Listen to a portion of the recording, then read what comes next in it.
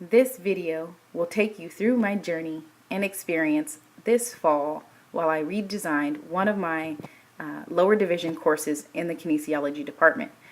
This redesign was filled with lots of ups and very few downs. Overall, what I can say is that my students experienced learning at a higher level. They were engaged, and I believe throughout this redesign plan, they became more independent in their thinking, and they also had fun.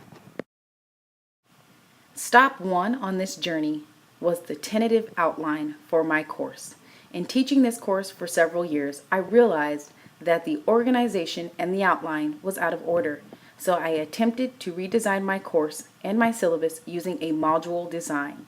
And boy, oh boy, was it a lot of work. When I left June, I was left with a tentative schedule that looked like this. And when I began my fall semester for my redesigned course, students had a tentative outline that looked something like this. I believe that it was aesthetically appealing, and it allowed students the ability to follow along with me as we went through each module together. So the purpose of this redesign plan was really to get students to learn, right? I'm reminded of Mike Durrell's saying of the person talking is doing all the learning. So it was my ultimate goal to get students to do the talking and to allow them to do all the learning by doing the talking and the teaching. So what you'll see are different student projects and interactions that we went throughout the semester.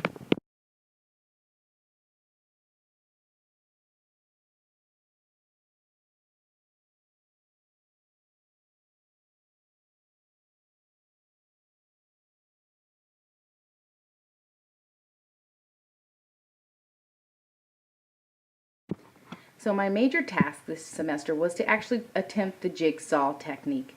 And the jigsaw technique is basically a technique in which you give students materials to read and to interpret prior to coming into class, with the idea that they would be teaching each other, i.e. they would be chunking different pieces of information together.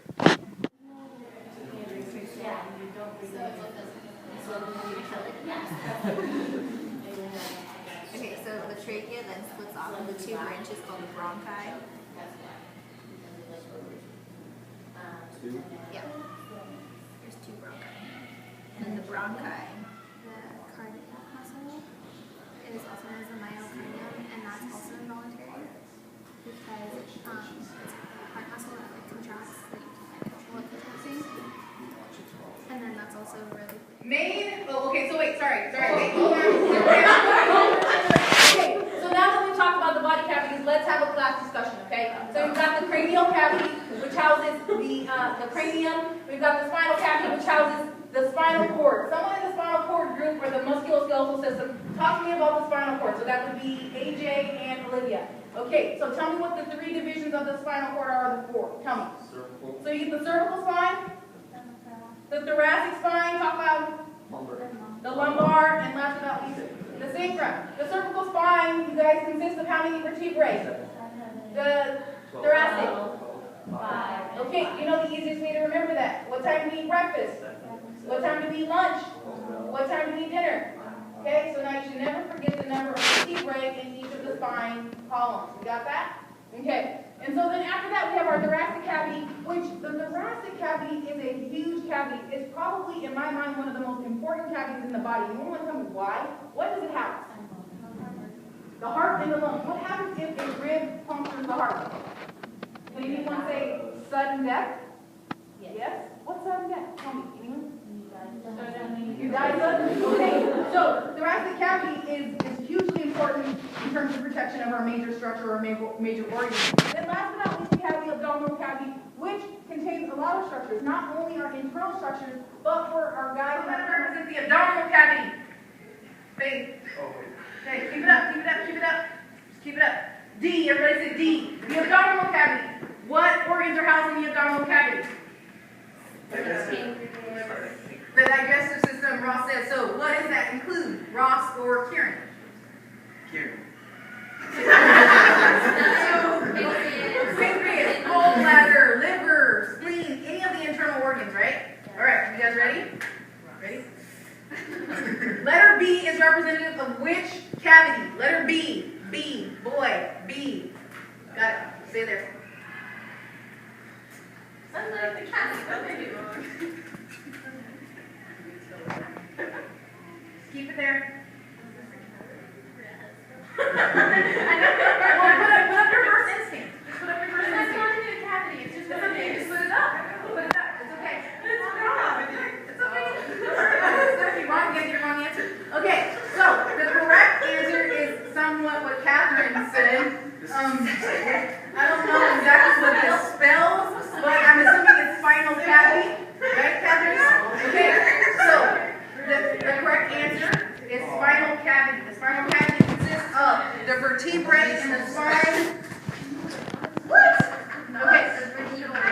Yes, so vertebral in the spine, eyes, ears, vertebral in the spine, and then also the cranium of the skull, okay? Got it?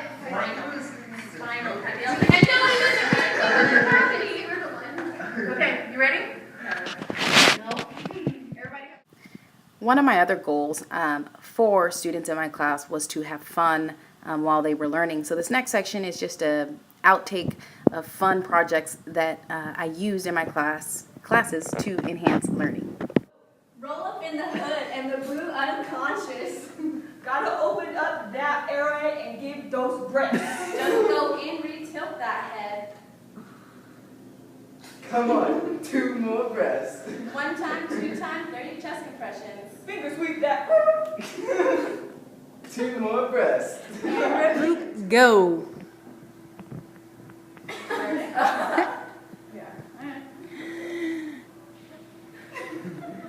Hey, you just met this unconscious choking adult, and this is crazy.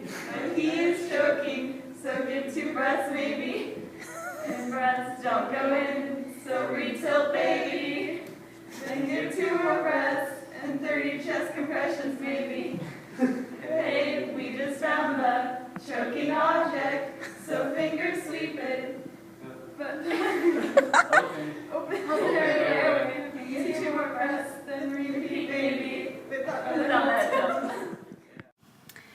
I think that we can all say that we were kind of in the trenches this semester, trying new things. We found out that some things worked and some things didn't. But the one thing that I hold true is that I had 2 wonderful, inspiring group peer members.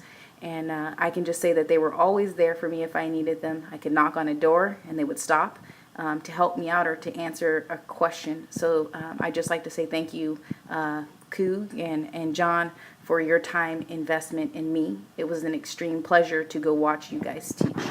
And last but not least, I'd like to just say thank you so much to all of our TAL facilitators for being available to us and just for investing in us as a faculty. We are extremely grateful for all that you have done for us, for all that you have taught us, and indirectly our students are grateful as well. Thank you for your time.